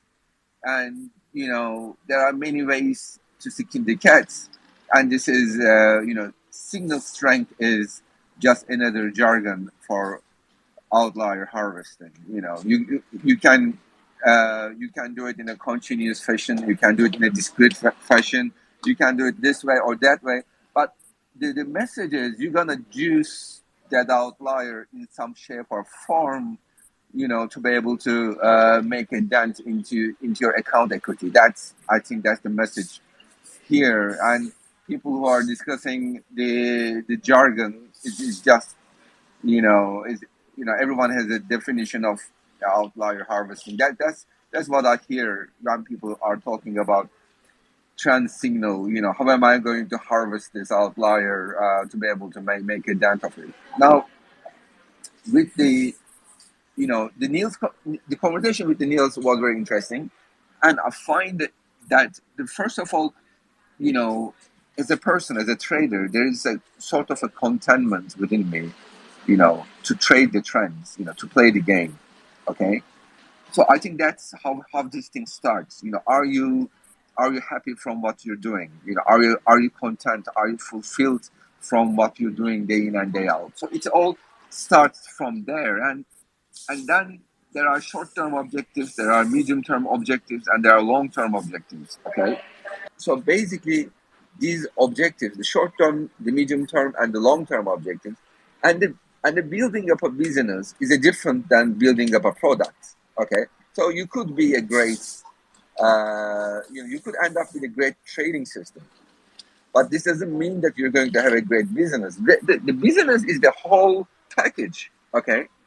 So, the product that you're building in your garage is different than the business. Business is the product itself. So the product gets bigger as you move along in your journey. Okay. So what is the product? What is your product? What are you trying to sell here? So when absolutely talking about firms with 100 people, with complex processes and whatnot. So of course the product becomes the business itself, the company itself. So, but that doesn't mean that you cannot get there. But it's just a different. It's a different journey. So there's a contentment and fulfillment from what you do, all right, from trading. So being a trader is one thing, and being a fund manager is another thing. But building a huge conglomerate is totally another game. So it's important to distinguish. So when Richard talks about trend following as a process versus trend following as a business, yeah, it makes sense, and it depends on what sort of a journey that you would like to take it on. And these journeys are never, constrained with one lifetime, And I think, there are many companies who have been established by someone else and that continues afterwards, that this founder is no longer within the, running that business. There are many examples of companies that exist, and I'm living in London, for God's sake, in England. There are companies that have been established hundreds years ago here. Okay, so the continuity and history and the product is totally different. So there are short-term objectives, medium-term objectives, long-term objectives. But at the short term, the real question is really: are you fulfilled? Are you happy? That's a hugely important question. And if you are happy and if you are content, then yeah. And if you would like to put another objective for yourself, like, okay, I'm going to grow, I'm going to make the product not the trading system but the entire organization. Yeah, it's possible. Yeah, it's definitely possible to have a competition with Morgan Stanley, but you know you just need to get there just one step at a time, and yeah, I think there's lots of potential. And finally, I think it is important to incorporate some element of technology into this conversation. Okay, when Jerry and Richard are refraining specifically not to emphasize the power of their algorithms, I think so it has to be in tune with what is happening at the moment of now in this 21st century. Trading goes with algorithms, technology, and even though Richard continues to say that it is the simple parameters, you know, everything else is the same, but in some shape or form, um, it doesn't have to be sound like outdated, right? I mean, as a quant trader, everything else needs to work with the technology. So there's a company, that's one thing. The technology is another thing, and your results, and your trading outcome year by year is another thing, and you can all get there over time. And that's why when I look into the managed futures, what I do see is, if you're talking about a company with 100 billion under management, with hundreds of people and scientists and physicists, it's just an excellent business, and their product has vastly changed over time from a trend following process and being a trader to completely something else. So if anyone else is asking here in this conversation, is it possible for me to do the same? Yeah, of course it's possible. Yes, but you have to walk through the journey of being a big business. That's it. Thanks a lot, guys. Okay, thank you. I can keep going. There's a couple more things I wanted to say. Okay, yes, my notes are so good. Oh, another thing too that I kind of irritates me, but this is something that happens all the time. You know, in Absolute and Alp and Richard are more mathy than me, but you could comment on this. But maybe not Absolute, because I don't know if you'll agree with me, so you don't have to comment Absolute. But it's this idea that and Neil spoke about this with Richard. It's kind of like this idea that money risk management rules, risk management overlay, what we're doing with the risk management, dynamic position sizing, scaling back, scaling up based on correlation, based on volatility, whatever. I mean, I'm sure there's other things that they do. They've got to be. They've got so much time, so much resources poured into this smoothness thing. Is that, but risk management rules, they're not subject to these same rules. Oh no! If you call it a risk management rule, well then you're not subject to criticism. No, because it's risk management. Really? Yeah. I mean, if you have over parameterization on your entry rules, or optimized and over optimized and curve fitted and over fitted entry and exit rules, naughty, tisk, tisk. But if you do the same thing with risk management, no.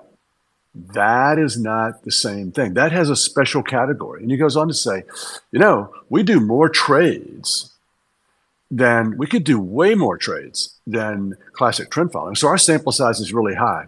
And Rich tried to talk about the buckets, etc. We've talked about that. I'm not going to go into that. And then he said, you can get rid of, you may not want to count those risk management trades. And I'm just like, oh my God, that's right. You don't have to ding yourself and criticize yourself if you just call it risk management, which I think is everyone does it. They all do it. It's just kind of funny. But we will. We can't count your sample size. We don't know. And there was another thing in there. I tweeted this where it was this idea that, I get a little bit of criticism, from people in Harris and Niels. They kind of make this little assumption that, aha, look at those 300 markets. Now you're all smoothed out. I thought you didn't care about Sharp. And I'm like, oh, no. It's the difference between increasing the markets and increasing the parameters. Yeah, you don't want to increase parameters. You may have to. And then maybe I have as few parameters as humanly possible. Maybe. More than one entry, one exit, and a stop loss. But that's all I have for those. at one entry, one exit, one stop loss, and a lot of other calculations, ATR, unit size, trade level, etc.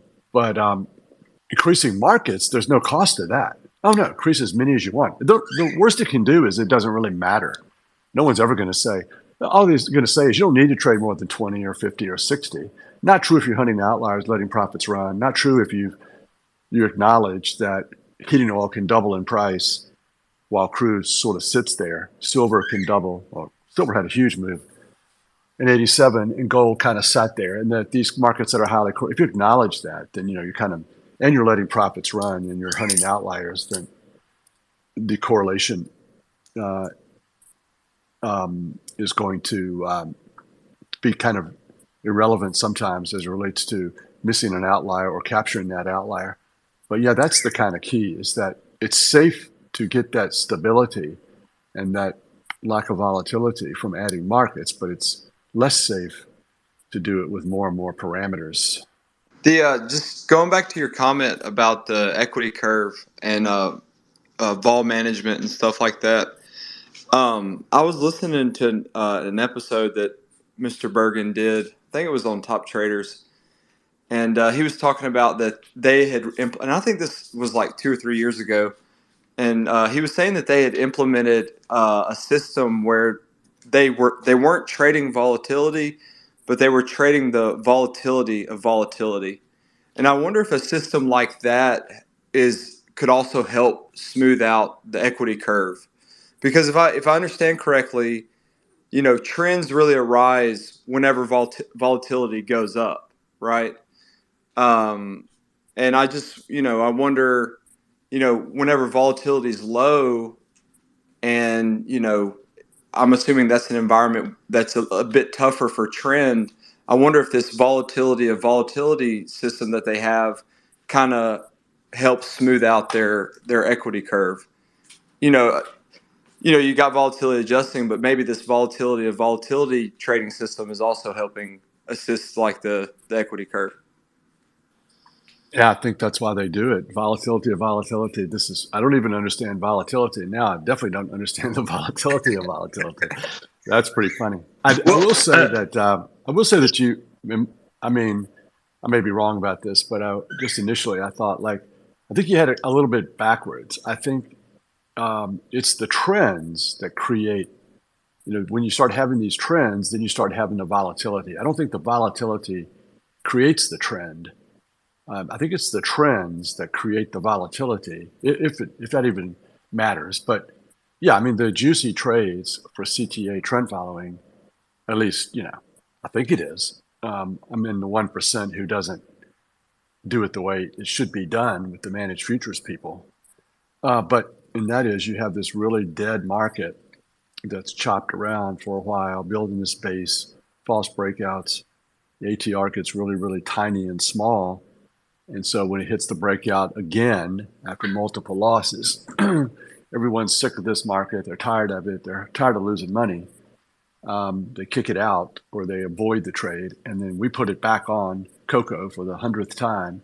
Having never seen it make any money. The vol is super duper low. You put on this gigantic position because you're sizing inversely to ATR, and then it skyrockets. And then it's really difficult to know where, what part of this trade is trend and what part of this is this massive increase in volatility. It's all kind of mixed together in my mind. You're kind of, I've seen these trades go up 10x. There was one trade I did, believe it or not, I think it was dollar index. This was a long time ago since I don't trade dollar index anymore, but I think it was 10x. And it was not a signal that the market was going to turn around. Those type of things I don't think are true. There was this one guy on there, I made this point before, but he said that every single time we have a reversal, increased volatility is present or something like that. And then I remember in 1983, Rich saying that same thing. Every time blah, blah, blah happens, blah, blah, blah is present. However, that's an elementary mistake, because blah, blah, blah was present 10 other times when the market was just getting going or was halfway through the trend. So Sometimes these markets, they just peter out, and you get out at a really good price near the highs. The downside breakout, it sort of consolidates, and then sometimes it crashes. So you just don't ever know. In order to capture the mega outliers with the same rules, because you think that's proper, and the way to do it is to use the same rules. Those rules will help you capture the outliers and make your profit. And then on other trades, it'll totally betray you and give back way too much. Well, the very uncomfortable amount of profit. And the game is all about, are you willing to make the most amount of money without regard to your feelings and how you really hate some of the ways the system handled particular trades. And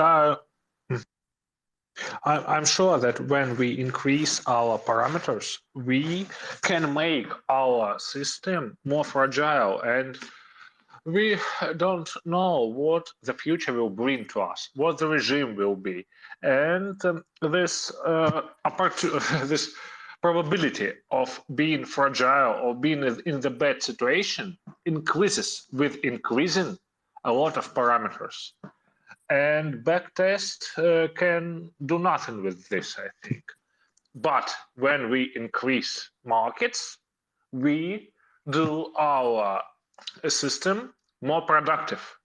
And because we apply the same simple rules to a lot of markets, and we see this, and there is a big logic behind this. Not only backtest, but a logic. There are a lot of advantages, a lot of that diversification give a lot of benefits that diversification across the markets gives. So I'm sure that it's better to increase. We must have few good parameters, simple good parameters, as we do in trend following our programs. And yes, and like Richard Brennan, that we can't over diversificate.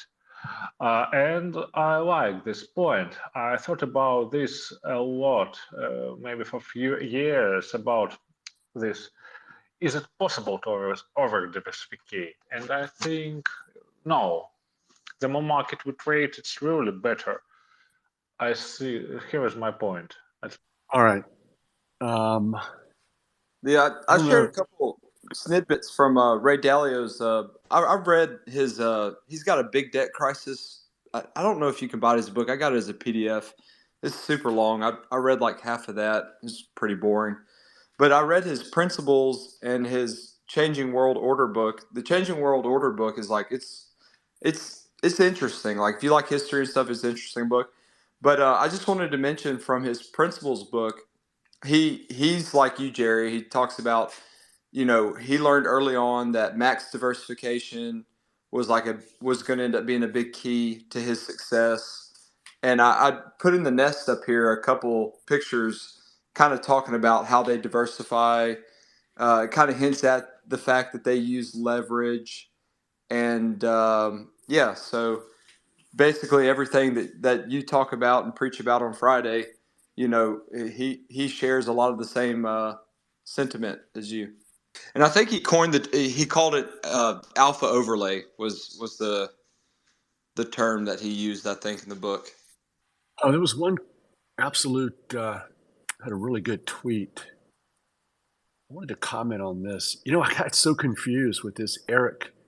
I think I got confused on the Eric podcast because I started listening to one, and then when I went back, it was the same show. I think I may have gone to the wrong one because I think he was on previously or something. So I got totally confused on this comment. Oh, okay. So here's Absolute's tweet.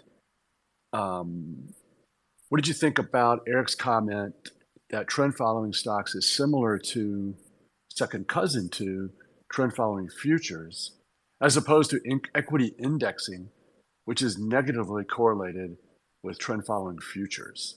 That's a really good question. I mean, yeah, I like that. I think that is, I don't know about those words he used, negatively correlated, cousin.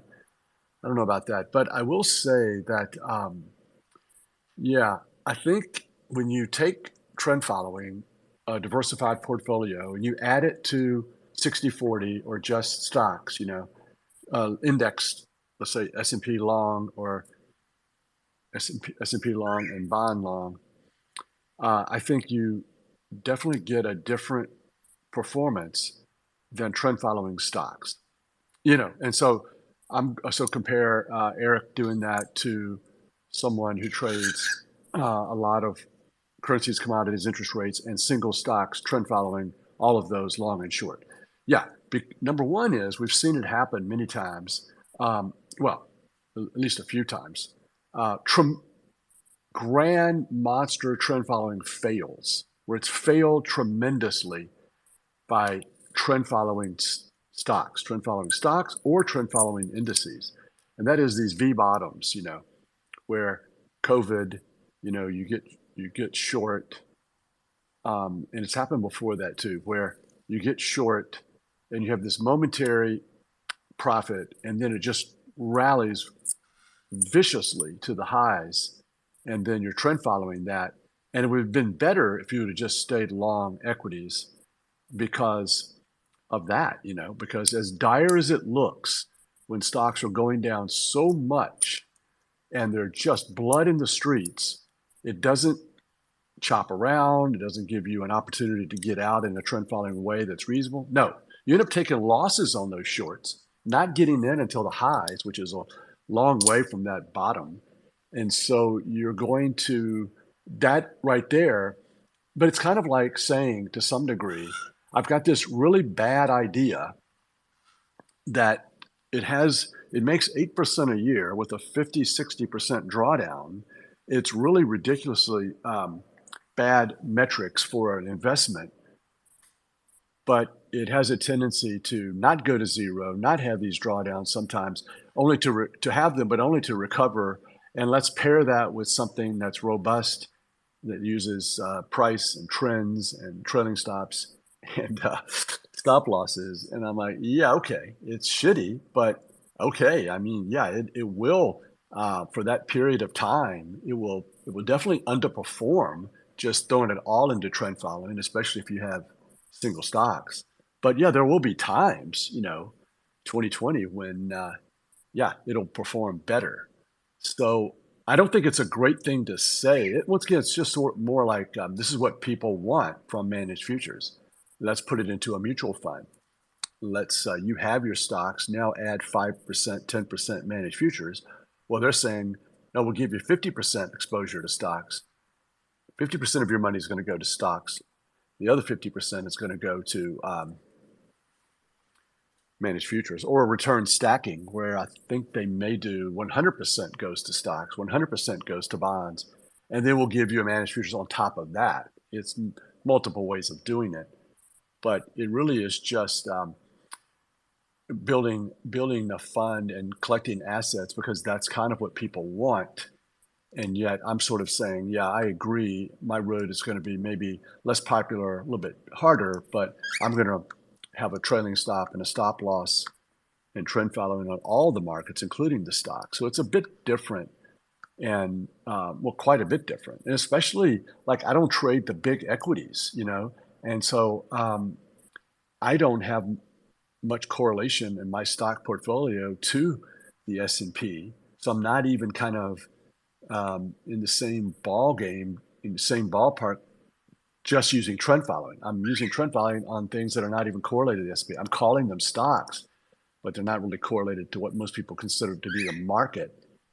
They're like underperforming all the time when the S&P goes up, and then they're overperforming on days when the S&P gets crushed. So it's really kind of it's great diversification, but I know I've said before, I think that if we have another 10-year period where the trend following a lost decade, I'll have so many stocks that I want, if stocks are the only thing trending, I won't suffer that again. But I don't know about that. I'm not so sure because it wasn't the stocks that were trending. It was the FANGs or the top 7 that dominated performance. So I'm not so sure that I have my bases covered in that way when 7 stocks are responsible for so much of the profit. And you have to hold on to them, which should be anathema to trend followers. That's my whole point. Trend followers embrace this stuff because it comes with AUM and incentive fees. I reject it because it's not trend following. Jerry, you posted NVIDIA at some point at the beginning of a bull market where you were showing you made more than 100% on a percent basis, but maybe you haven't posted it for the risk adjusted basis, if I am not mistaken. So I'm not quite sure whether you're trading NVIDIA, but you definitely tweeted about that, right? Possibly it was June. I'm not following your question. Can you say it again?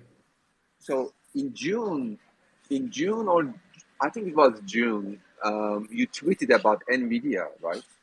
NVIDIA, the stock, Yes. and you were showing the breakout of you basically potentially made more than 100% on that.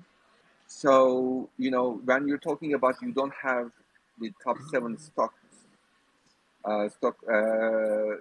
companies, I'm not quite sure whether you have NVIDIA within your portfolio because you have tweeted about that. So I've always thought that you have the NVIDIA. Maybe not.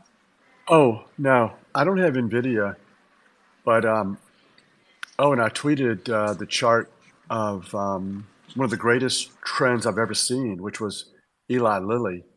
I tweeted that and just said something like, look at this big trend, right? Because number one is look at that big trend. Number two was I mentioned like the drawdown, it was like 50 ATRs halfway or 2/3 of the way up. It was a huge monster drawdown. And then the trailing stop that I had used as an example on that chart, it was so far away still. And I was just sort of making the point, look at this monster trend. It is a stock. Trend following works on stocks. It was 600 ATRs or 580 ATRs, something like that at the time, maximum profit. It was a few ATRs off its high, but it got in with a low ATR. The ATR was much larger now. And so I was just an example of, and my son was the one who owned that stock, not me. And people said, good trade. I'm like, I never said I owned it. I'm just saying, here's the stock. It's a large stock. I don't own the large stocks.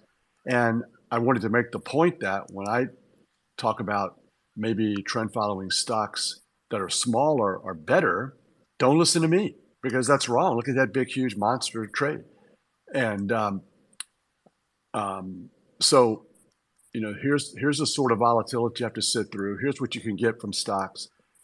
This is, even if it's a good idea not to trade small stocks versus large stocks, trend following, this was completely, you will see, this was a great example of when large stocks are just have these huge moves. And so same with NVIDIA. I posted NVIDIA along with another stock that had a trend that, this was stock no one had ever heard of, Elf Beauty. And I thought it was just funny that NVIDIA is in the news because of AI, but in ATR terms, Elf Beauty made more money. And so I don't look at percentage prices. I wasn't long NVIDIA, and I can't talk about Elf, but I just think it's funny that trend following, some crazy trend follower has this random stock no one's ever heard of. It has nothing to do with anything that's in the news. It actually was making more money than NVIDIA.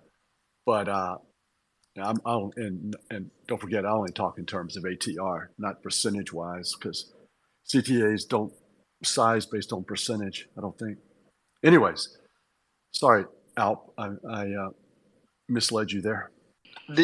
But as these bigger names get larger and larger, it's I would think it's going to be over time it'll be harder for these names to have moves like that, right?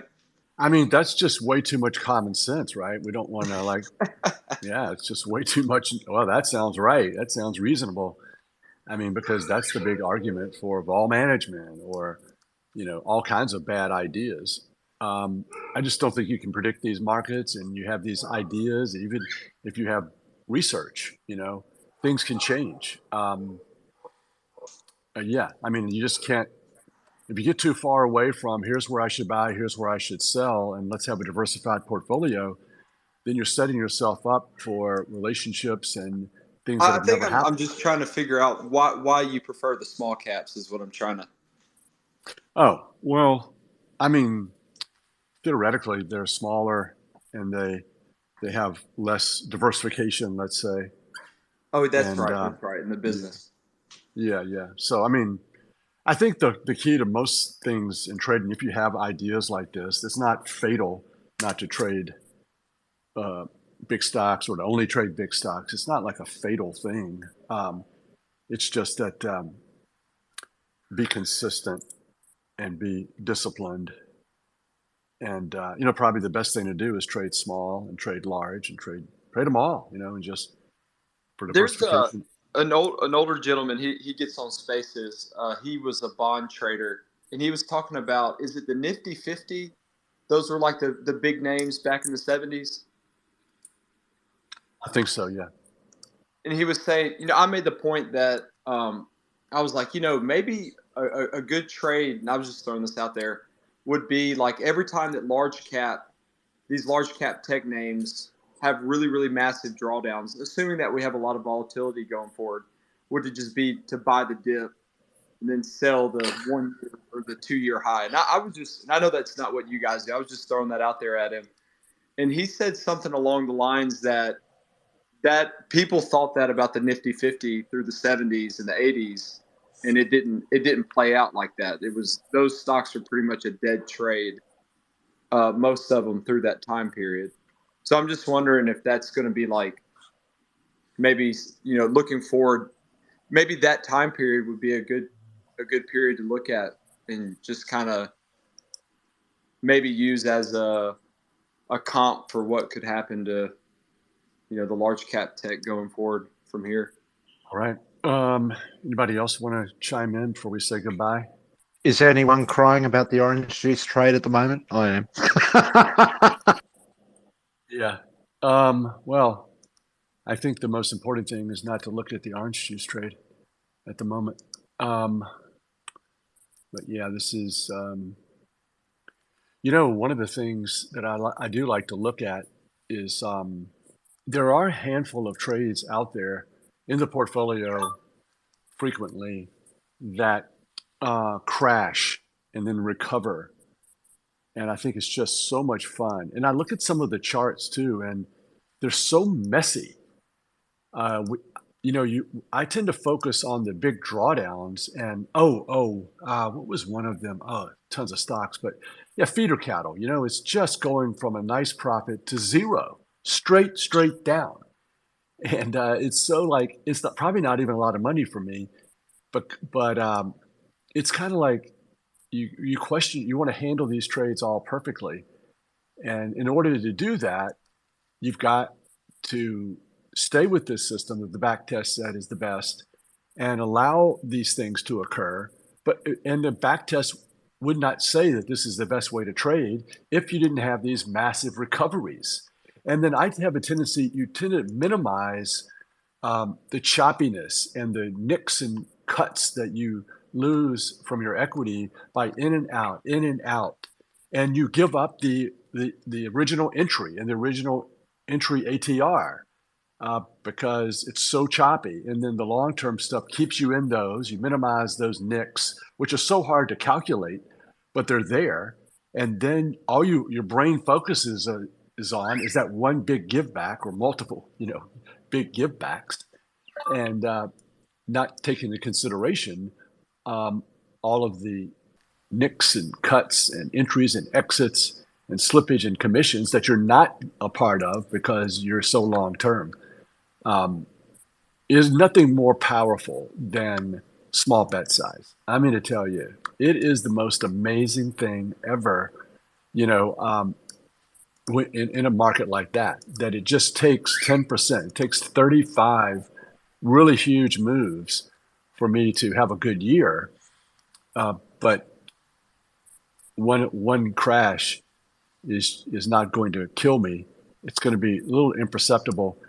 And it's a bummer. It may not be one of those, OJ obviously I think will be, but it may not. Feeder cattle I thought was going to be one of those 35, one of those 10%, but maybe it won't be. It is really, the market really plays with your brain and your emotions. How are you doing the right thing when you gave back profit, where the right thing is always just following these systems? All right, I'm going to go to in the gym, and I'm going to get prepared for my trip. And I guess, stressed out, and I need a vacation. But really, do you think I'm going to come back and be any different? I don't think so. I kind of doubt it. Yeah, I'm wired in a certain way. Okay, everybody have a good day. Have a good weekend. And I think we'll be able to have the spaces next week. I don't know. Could be a different time. Could be that I won't do it for a couple of weeks because I'll be traveling, but just get over there and see how I feel. Thanks for being here. Thanks to Niels, especially for being here. And we'll see you guys later.